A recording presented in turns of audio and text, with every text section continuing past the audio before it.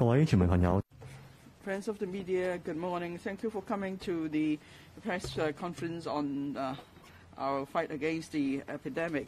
The Chief Executive will say a few words and then she'll take questions from the floor. Please keep your distance in the light of the epidemic. Chief Executive will speak now. Good morning, members of the media and the public. Today, together with the Secretary for Development and the Secretary for Security, we are here to give you an account on an important aspect of our fight against the epidemic. You know, our strategy is early identification, early isolation, and early treatment. So an important aspect is, of course, early isolation. In our fight against communicable diseases, it's important that we isolate those who've been infected so they are taken out of their home and the workplace. That will help to prevent the spread of the disease. This is also an effective tool to cut the transmission chain in the community. Of course, in any places it's not possible to have completely effective early isolation and early identification and early isolation. That's why we need various social distancing measures to minimize the chance of people coming into contact and being infected. In the past 2 years, we have adopted very stringent public health protection measures. For every infection case, the Center for Health Protection will do contact tracing to identify close contacts. And also we will they will go further to identify close contacts of close contacts, and that's why for close contacts and the secondary close contacts they have to be isolated when they're found. Now, usually for the infected, even if they have just mild symptoms, they will be sent into isolation center facilities. As for close contacts and secondary close contacts, they are sent to quarantine facilities. Well, whether it's isolation or quarantine, that's based on the law. That's CAP 599A, Prevention and Control of Disease regulation, so we could issue isolation or quarantine orders. Now, if it's a close contact, we issue a quarantine order, and for an infected person, then we issue an isolation order. So whether we arrange for isolation or quarantine, of course, we need to have the facilities and we need manpower to operate these facilities, and that is the focus of our briefing today. Now, the epidemic has been around for about 2 years and so, and we've done much in terms of construction.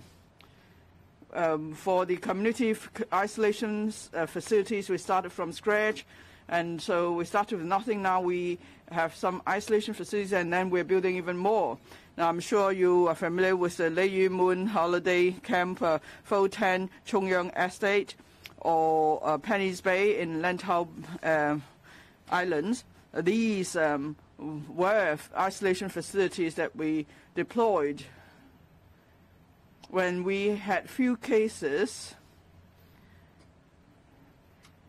Our quarantine and isolation work was done relatively orderly. And for isolation facilities, we focused on the hospital authority, because in the past, when we did not have too many cases, the most cautious approach would be put all infected persons in hospital facilities. And there are some 1,900 first-tier and second-tier isolation beds in the hospital authority. And then in February last year, the central authorities helped us to build another isolation facilities at Penny's Bay with 820 beds. And then for quarantine facilities, in the early stage of the epidemic, we converted the Lei Yu Moon Holiday Camp, and also we converted phases 1 to 4 of the Penny's Bay facility. So we have a total of 3,700 units. But then in a fifth way, we're seeing exponential growth in the number of cases, and we have adopted a number of measures in parallel. First, we have triage arrangement. We're also building more, providing more facilities. In terms of triaging, there are several concrete tasks we're doing. Now, for those, apart from those with needs, we allow close contacts to isolate at home.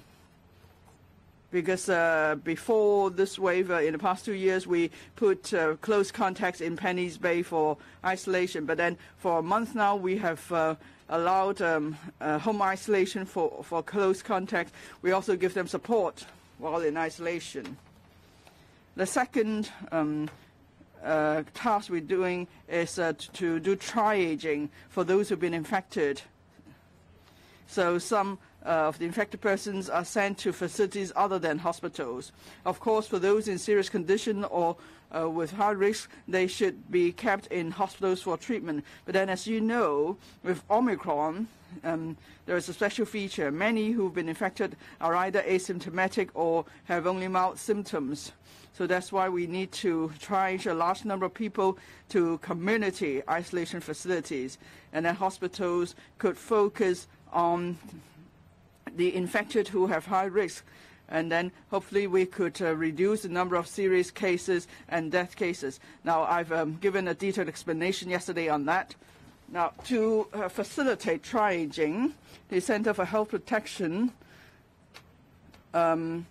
prepared an electronic form. We asked people to declare their own family condition and living condition, so that there could be better triaging. The Security Bureau and the Fire Services Departments have also put in place new arrangement for the infected to ask to go to these isolation facilities.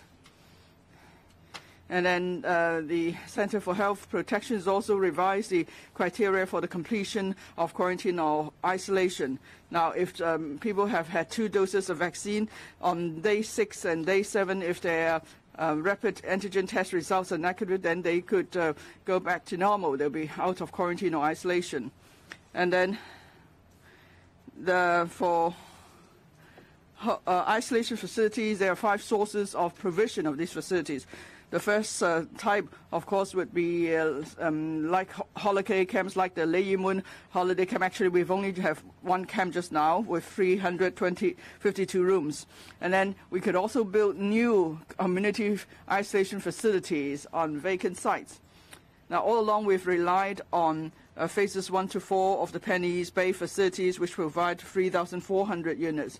And so when we made a request to the central authorities, for assistance, one of the requests was for them to help us build more purpose-built community isolation facilities on vacant sites. And now we have 9 sites. 1 site is at Lok Ma Chau Loop, and 8 sites are at various locations across the territory. In a moment, the Secretary for Development will tell you more. Well, why do I have to, talk about Penny's Bay and the other 8 sites separately? Because for the other 8 sites, the construction model is very similar. But then for the Lok Ma Chau Loop, because it's close to Shenzhen, and we need to enhance our capacity with speed. So the mainland authorities send contractors from the mainland to help us build the facilities on that site. And of course, on the same site, there's another emergency hospital being built. And this site provides largest source of units. And after all these 9 sites are actually completed, we would have an additional 50,000 units or so. The third source of supply would be completed public housing estate without population intake yet. You remember in the early stage of the epidemic, we used the Chongyang estate in Fortan as isolation facilities, and then later on we handed those units to those who've been allocated units. And now we have 3 blocks of public housing estate that will give us 3,400 units for isolation purpose. And then the fourth source of supply would be to pay hotels to use their rooms. You might recall that I had a video conference with the hotel sector. There was positive response from them. Now there are about 30 hotels that would join the community isolation facilities program. About 18 hotels are in operation, half of those who've indicated they wish to do so. And when all 30 hotels are able to provide service, then that should provide us with 15,000 hotel rooms for community isolation purpose. And then the last source of supply would be for us to use 2 large-scale transitional housing projects. There are a total of 2,500 units. And the date of completion is close to when we would need these facilities in this wave of the epidemic. So that's why we'll be using those units for isolation purpose first. And altogether, we will have 20 times more in terms of isolation capacity after all these projects are in place.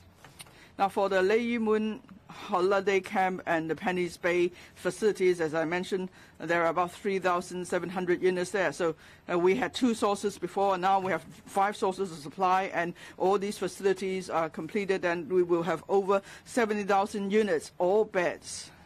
Because in some facilities, the capacity is counted by the number of beds. In a moment, the Secretary for Security will give you an account on the occupancy situation with these isolation units or beds. And finally, I would like to say that we have several hundred times more cases each day than the number of cases in previous peaks. So when we arrange for people to go to isolation facilities or give support to those in home isolation and take care of others in community isolation facilities, of course, there is room for improvement. I and the SL government will continue to work very hard. We hope that after people are infected, they could be put into isolation soon and put their minds at ease. Our assessment is that people can leave 5 days after going into isolation facilities because of the revised criteria for completion of quarantine or isolation. Now, of course, with any anti-epidemic effort, we need the support of the public. So here we would like to make an appeal to the public. If you have been infected, please follow the risk assessment criteria of the health authorities, or have regard to your own condition. If you believe you need to go into isolation facilities, we would help you go into these facilities in an orderly manner, because that will help to reduce the risk of transmitting the disease to your family members, or for the transmission of the disease in a community leading to another outbreak. Now, I would like to say that we keep taking stock of experience and learning from the experience in this swift wave of epidemic for isolation of close contacts and so on. What we're doing now would help us to prevent outbreaks in future if we adopt the same approach. Now, I will invite the Secretary for Development to give you the latest progress on the construction projects, and then the Secretary of Security will tell you more about the management of these facilities. Thank you. Thank you, Chief Executive, and good morning, media friends. Now, I will talk about sites, the 8 sites besides the River Loop site where the Chinese construction company will be responsible for building the isolation facilities. The total size is 8.6 hectare in size, and upon completion, there will be an additional 40,000 beds or units. They will be delivered in 2 phases. For the 6 sites which we are familiar with, including Shantin and Chengyi, they have been delivered and have commenced operation. In Chengyi, the 3,900 beds were delivered on the 1st of March. Like the Chief Executive said, it shows the staunch support from our nation. They were completed in 7 days. For the Santin site, 2,800 beds were delivered in early March. So the total number provided is some 6,800. In the near future, for Fanling, the Hong Kong-Zhuhai-Macau Bridge artificial island, as well as the Hong Shui Kiu, the 3 sites will commence operation. Starting the week, starting 21st of March, the site at Tam Mei will also commence operation. It means that in March, there will be an additional 14,000 isolation beds which will be delivered.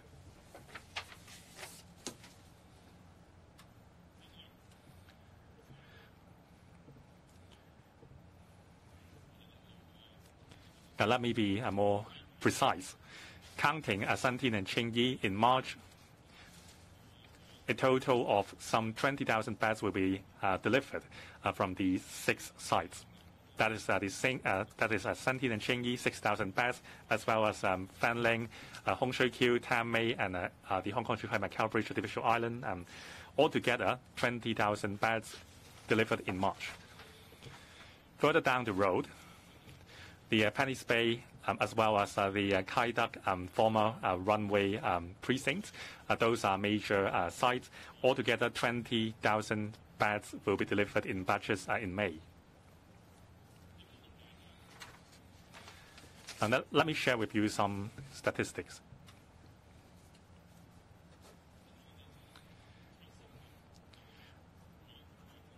Like I said, the 6 community isolation facilities delivered in March. At peak, there were 15,000 workers working at the site. Half of the workers are Hong Kong workers, half from the mainland. The containers were built in the mainland. So we have 7,000 Hong Kong workers and 7,000 mainland workers working together in these projects. At the peak, we have deployed over 620 major construction machineries at the site. At the peak, every day we have 150 vehicle trips at the site. Later on, we also have we also have vessels delivering construction materials, 6 vessels trips per day at peaks. Now, I would like to express our thanks to the nation's support. I'm grateful for the staunch support from the central people's government, as well as the coordination efforts of the HKMAO. I also thank the China State Construction International Holdings Limited for overcoming difficulties, bringing together Hong Kong workers and mainland workers to work around the clock for these projects. The Hong Kong SAR government will strive to provide the support and coordination in these projects. We believe that with our united efforts, Hong Kong can overcome this fight against the epidemic. Secretary for Security. Thank you, Chief Executive. Members of the public, media friends, good morning. Community isolation facilities are provided for COVID-19 patients with mild or no symptoms to cut a transmission chain in the communities. So far, we have 23 community isolation facilities covering different types of facilities, including a Penny's Bay, isolation hotels, public housing estates, as well as the Qingyi Community Isolation Facility, which was built with the help of the Central People's Government, as well as the Santin facility, which has been commenced recently. Altogether, 18,800 beds or rooms were provided. As of last night, the occupancy rate has exceeded 40%. In terms of isolation hotels, hotel management is implemented in these facilities. We adopt a human-centric approach to run these facilities. The staff members would communicate with the with the residents to provide people-based support. And with the support of the nation, the facilities were built up to standard. There are shared bathrooms and toilets. It's like at the AWE.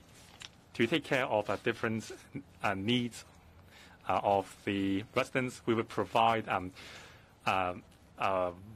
vegetable meals as well as meals suitable for Islamic people, as well as providing thorough disinfection. We are making sure that there is a thorough disinfection for toilets and enough cleansing soaps in toilets. We've also received a lot of support from community stakeholders as well as telecommunication service providers. Special arrangements have been provided for residents. For example, free newspapers, as well as free access to online entertainment platforms, toys for children. There are also 5G network coverage with free local data. We've also received a lot of contribution from the community. We are striving to enhance our service as these centers to offer comfort to the residents. The Security Bureau has been enhancing its speed to arrange for patients to check into these facilities. The FSD has dedicated a hotline to take calls from patients with no or mild symptoms to check into these facilities voluntarily. The response is satisfactory. As of this morning, 19,000 such calls have been received. However, for more than half of the callers, full information was not provided, and also some were not requests to check into facilities, but rather to give us the views. And there are also callers which do not fulfill the criteria for checking into the facilities. In the end, 1,700 cases were arranged to check into the facilities, and also 300 are pending. We are receiving thousands of calls each day. To facilitate convenience for infected ethnic minorities, especially a foreign domestic helper, the information package provided by the FSD has been translated into different languages to provide access to ethnic minorities. And also through the Labor Welfare Department, as well as embassies, as well as NGOs, we are arranging for infected foreign domestic helpers to check into isolation facilities as soon as possible, as well as relaying the information to employment agencies and employers to make them aware of the service, so that FDH infected can be isolated as soon as possible.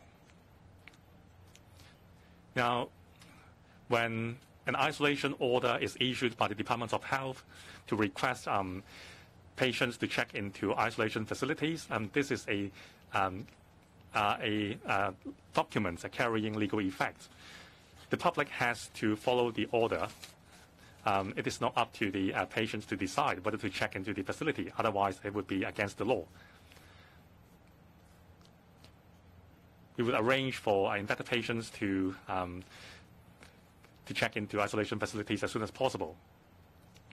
Now, with the ramped up capacity, we hope that we can put more infected persons into isolation facilities to secure the protect the health of others. For those who refuse to be check into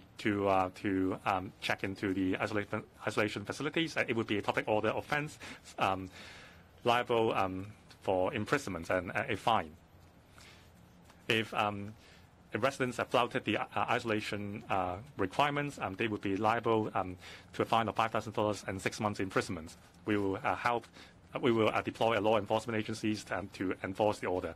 Now, the situation is serious. I appeal to all the public to work with our civil servants to fight against the epidemic. Thank you. Floor is now open to questions. If you want to ask questions, please raise your hand. And when you're asked to ask questions, please first identify the agency you represent and then use the microphone to ask your questions. We have many reporters here, so please limit yourself to just 2 questions each. The gentleman in brown at the back. Good morning. I'm from Hong Kong 01. Can you speak up, please? I'm from Hong Kong 01. A number of questions. The first one. The Hong Kong 01 received an open letter by those in charge of the infection control to the chief executive. Now, it said that there are not enough supplies each day. Only 20% of supplies were distributed each day. And they say there is no efficiency in the government and there is no one who could actually lead the whole effort. And different departments are just doing their own things in the prevention and control of the epidemic. So what is your response to that? And yesterday, second question, yesterday there's an emergency alert issued by the government. Many in the community said that they panicked. And some said it's like that a crying wolf is a crying wolf case, and so they just switch off the alerts altogether. So what are the criteria for issuing such alerts, and why did you choose to issue that alert yesterday? The alert was about the Queen Elizabeth Hospital, so why did you choose to send that message as an alert? And for those who have switched off the alert functions on their phones, what would you say to them? Should they turn on the function again so they could continue to receive such messages from the government? Thank you for your 2 questions. I have, read this open letter passed on to me by your agency. Of course, that's an anonymous letter. It said that in the office for the Government Chief Information Officer, there's this distribution of kits against the epidemic.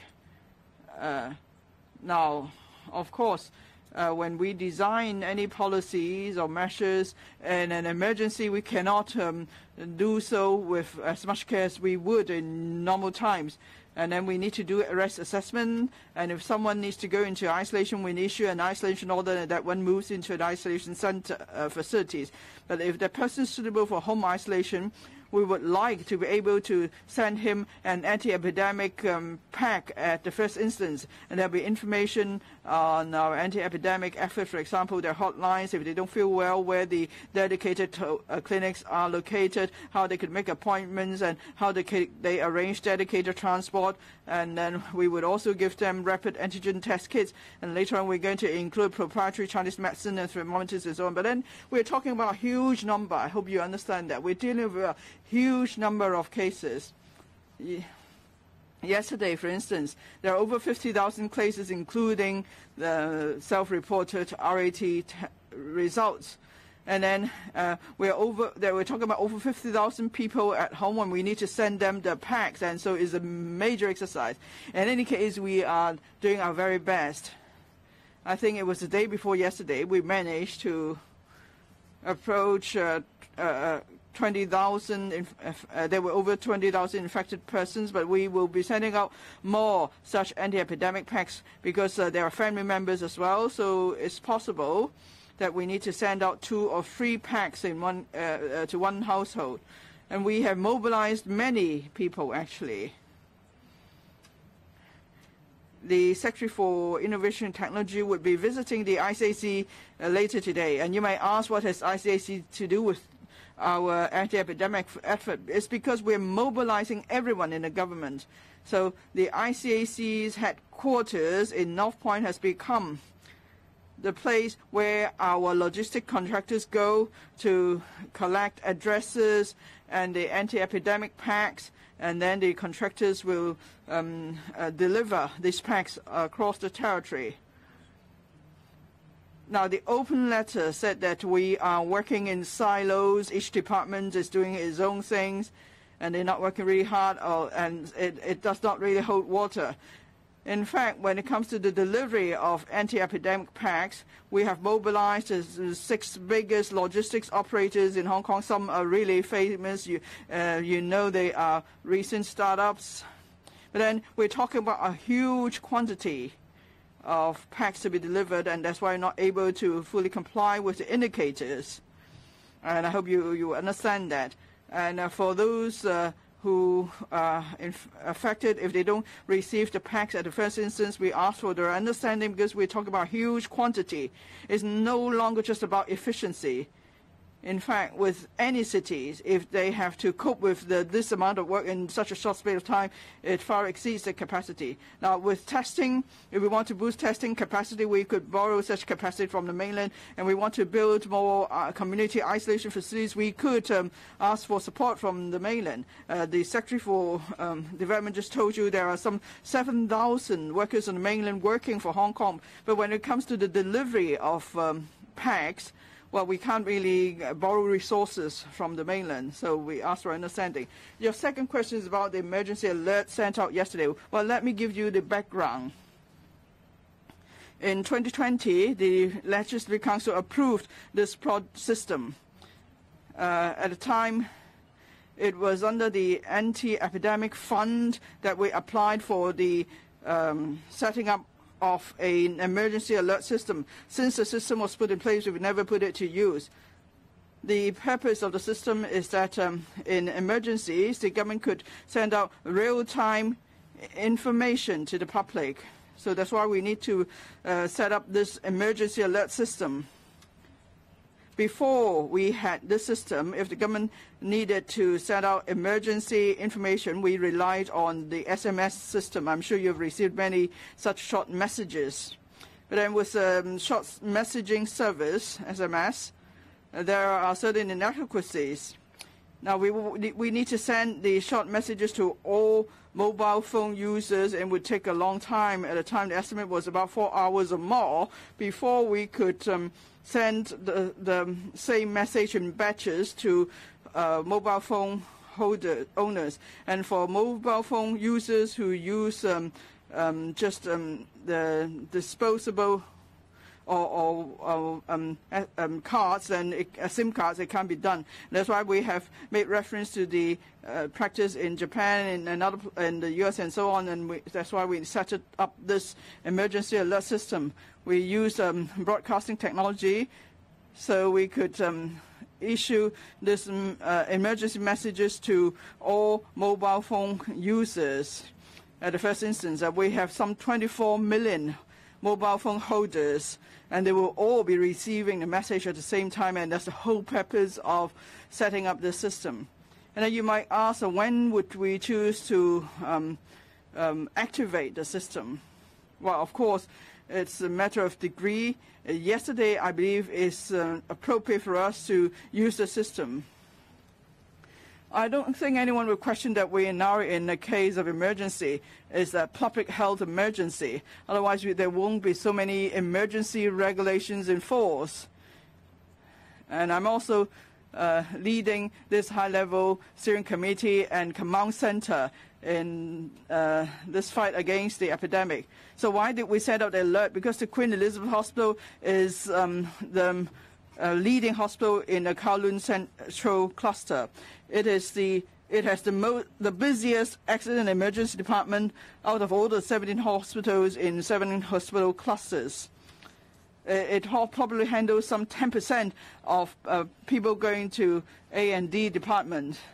And then not just people from Kowloon Central would go to Queen Elizabeth Hospital. Even people living in the New Territories, because the QE has a long history, so people would actually travel from the New Territories to go to the Queen Elizabeth Hospital's accident and emergency department. They might take a taxi or ask someone to send them there. So if we're going to convert QEH into a designated COVID hospital, we need the support of the Fire Services Department. If people call 999, ambulances will send patients to hospitals other than the Queen Elizabeth hospitals. But then there are others who may not know about this arrangement, and they may still go on their own to the QE for accident and emergency service. And as we announced yesterday, the QE is no longer taking in non-COVID patients. So that's why there is need to send out this emergency message. Now, in the Finance Committee paper, when we applied for funding for this system, that's one of the reasons we gave. Of course, there will be different responses to first-time use of the system.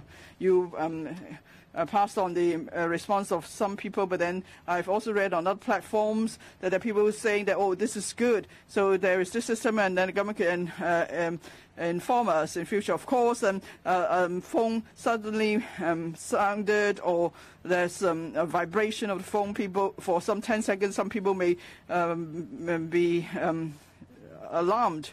But anyway, it's not just for public health emergency. There could be other emergencies. Of course, I don't want to see these emergencies. We have the Secretary for Security sitting next to me, but sometimes there may be emergencies in terms of law and order. Anyway, yesterday we have tried this system, sending out an alert on the Queen Elizabeth Hospital, and in future if there is a need to send out another emergency message on other issues, people will know what it's about. So that's my detailed response to what happened yesterday. At the back, the lady in grey. I'm from Bloomberg News. Can I please ask how long does the Hong Kong government plan to keep the flight bans, given that the number of imported cases is only a fraction of the local cases we're seeing in Hong Kong? And my second question is about the compulsory universal testing, which is still under planning. Can you talk more about whether a lockdown is going to be used for the testing, when and if it's going to be carried out? And if not, can you say what would be a limited lockdown looks like? Thank you. First of all, I hope our reporters and members of the public will appreciate the purpose of having this daily high-level press conferences is to focus on issues which are of public interest and concern, so that we could disseminate the accurate information in a more systematic manner. For issues that I have addressed many, many times, I have no new information to provide. It is unnecessarily taking up the time of this limited session of press conference. So I have nothing to add on the compulsory universal testing, which I have answered extensively on previous occasions, including yesterday. But on your first question, I understand that a lot of people are very anxious to know when we will resume flights from the 9 place-specific places where flights have been suspended for quite some time, especially for Hong Kong people who are keen to come back, and also for international business and so on. But at the moment, Hong Kong is right at the most critical juncture of fighting the epidemic. In fact, at least one country has put us on the highest level of alert, forewarning their citizens not to come to Hong Kong. So this is not the time to immediately lift the ban, and as a result, a lot of people will rush to come back. And inevitably, among some of those people, there will be infected cases. There may even be critically ill cases arising from the returns, and that will add a lot of pressure to our public hospital system. You may still remember there was one flight recently, on one single flight, we have over 20 infected cases upon arrival. And being a humane government, we have to look after those cases. I need to transport those cases either into a hospital or into the isolation facility. But Hong Kong is already under extreme stress right now. I can't even fulfill the pledge to my people to send them health kits and to arrange for them to go into isolation. So I have to protect my health colleagues, especially in the front line. At this moment, it is not the time to add more pressure to their work. But I can tell you that we have plans after controlling this fifth wave, and preferably having a compulsory universal test that will enable us to eliminate any remaining infections in society, we will certainly have plans or a pathway to open up Hong Kong again for our own people and for the international travel. 第三位記者提問。The lady in white. Good morning. I'm from Cable News. Now, the emergency alert yesterday was Mrs. Lam shocked because there were some members of the public who were so shocked that they had to turn off the phone. Now, you said the alert would be sent out at emergencies. However, at the 4:30 press briefing, the arrangements has already been announced. It was also announced earlier at the day. So why was there a need to use the EAS? And what is the criteria for using the emergency alert system? Which department is responsible for that? Now today, Mrs. Lam, you are wearing the mask. So did you yesterday? You said you want to get your emotion across to the members of the public without a mask on. But you are wearing the mask these 2 days. So are you worried that your emotion cannot get across and the members of the public cannot feel the seriousness of the situation? 2 questions, please. Now, for your second question, every day I'm doing a risk assessment. So in answering your question, I base on a risk assessment. As the chief executive, I'm making the best judgment. Now, for your first question, I have answered it in length. You asked specifically the criteria for invoking the EAS. I've told you when the system was designed is to issue emergency alerts, to issue simultaneous alerts to all the public. I don't believe that all members of the public would pay attention to the press briefings. We had 2 press conferences mentioning the arrangements for converting Queen Elizabeth East Hospital to COVID hospital. No non-COVID patients would be taken in except for pregnant women or those in a critical condition. That's the message. Of course, I don't want the public to turn off the system. I don't know whether you can do that, but if you do, when everyone in Hong Kong receives the message, you won't be able to receive the alert. It is not good for you. Of course, it caught some people off guard. However, it is the same for all emergencies. You don't know when you will receive an alert or a vibration on your phone to receive the alert. I have received the alert as well. I was working and then the phone alerted me. So this is something that is worth doing, so that we can disseminate information to all members of the public. Another question? The lady in blue. Good morning. I'm from Ta Kung Pao. Now, it is like fighting a war against the epidemic. Now, the central government is steering our efforts. Now, are we able to cope with the needs in this war? The central government has also mentioned that the Hong Kong SAR must take up the main responsibility in the fight. So would you own up to this responsibility? How do you think you are performing? And also in the 5th wave, the situation is very serious. It exceeded our capacity. Now the situation has lingered, the epidemic has lingered for 2 years. Should we reflect on our performance?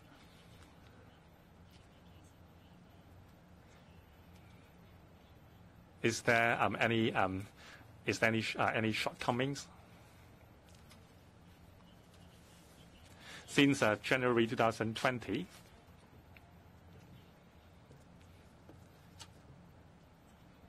our work has been steered from a high level. But the system was also put in place back in 2003 when we had SARS. At that time, the then chief executive or the then secretary for Food and Health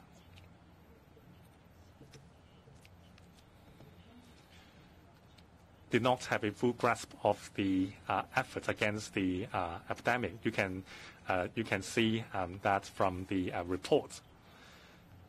So from then on, we have been putting in place different mechanisms. We have a 3-level emergency response system. The lowest level is responsible by the Secretary for Food and Health and the Director for Health, and then the second tier would be led by the Secretary of Food and Health, and for the top level, it would be led by the Chief Executive. Now, since the epidemic began, we have elevated the situation to the top tier level. The Command and Steering Committee is chaired by the Chief Executive. We know that we can't just have empty words. We have to take actions, and for actions, we need a high-level steering. So we have a steering committee and a command center to steer our efforts. It has been put in place for 2 years. In the past 2 years, we have seen very good results. Recently, Professor Liang Man-Nian, the head of the National Health Commission's COVID-19 leading task force, said that he considered the government's attached huge importance to fighting the epidemic. We have overcome 4 waves already.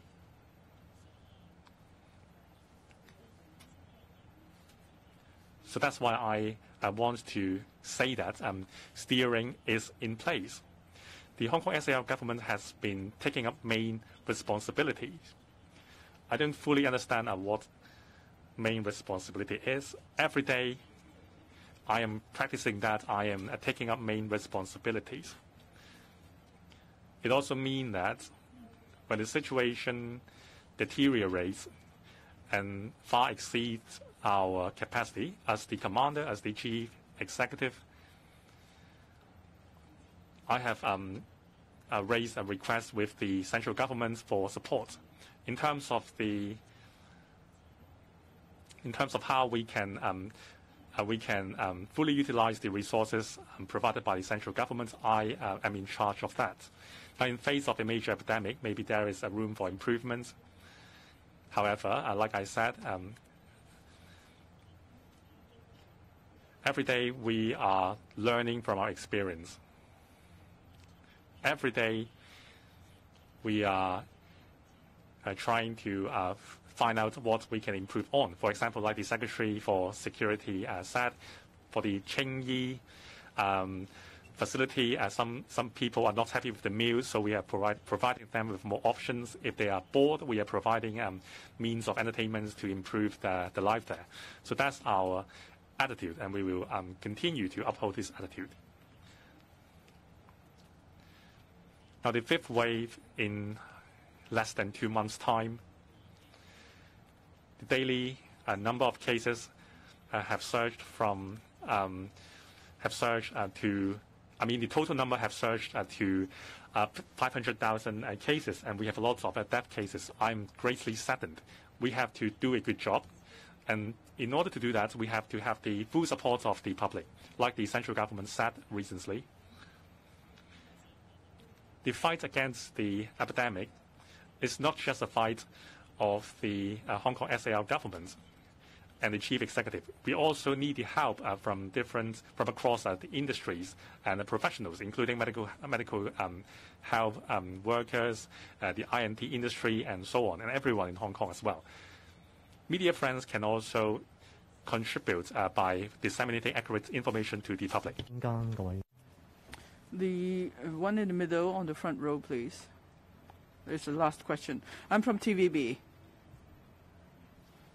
Just now, the Secretary mentioned there are now 19,000 messages to the dedicated communication platform, but only 1,700 were sent to isolation facilities. Why is it that the other cases couldn't get into the isolation facilities? And how are you going to speed up the rate of people being sent to isolation centers, facilities? Thank you.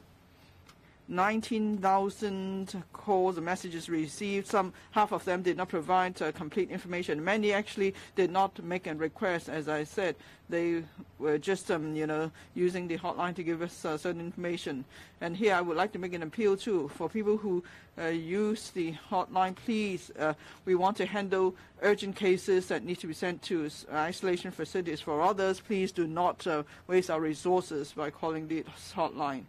Now, so 19,000, half did not provide enough information. There should still be 9,000 left, but how come only 1,700 are been sent to isolation facilities? Well, probably because they don't fit the criteria. As I said, we will only take in those with no or mild symptoms and those who could take care of themselves, and not all of the calls fit that criteria. And then some may want to choose a particular facility. They only want to go to this facility and another facility. But, of course, we cannot entertain such requests. And that's why at the end, about 2,000, 1,700 who've been sent to facilities and 300 to be sent. So in total, 2,000 will be in isolation facilities. Now, for these community isolation facilities, we want to send those who've been infected to be sent to these community isolation facilities as possible, so they won't infect their family members and others in the community. In the past, we didn't have enough isolation facilities, so maybe those willing will go to these facilities. But now, with the isolation order, in theory, you should all go to isolation facilities. Once you receive the isolation order, you don't have a choice to say no, and we'll be enforcing these orders actively in future, because we want those who've been infected could be isolated to give protection to their family members and others. Sorry, if I may, just if you notice, tomorrow the press briefing will focus on vaccination, because vaccination is still the most effective means to prevent infection in particular and protect the elderly. So tomorrow, the Secretary for the Civil Service, who is in charge of the community vaccination program, and also the Secretary for Labour and Welfare, who is in charge of residential care homes and care for the elderly, will join me tomorrow in the press briefing. It's Friday tomorrow, so I could tell you that on Saturdays and Sundays we'll still be holding this press briefing. Thank you very much. Thank you.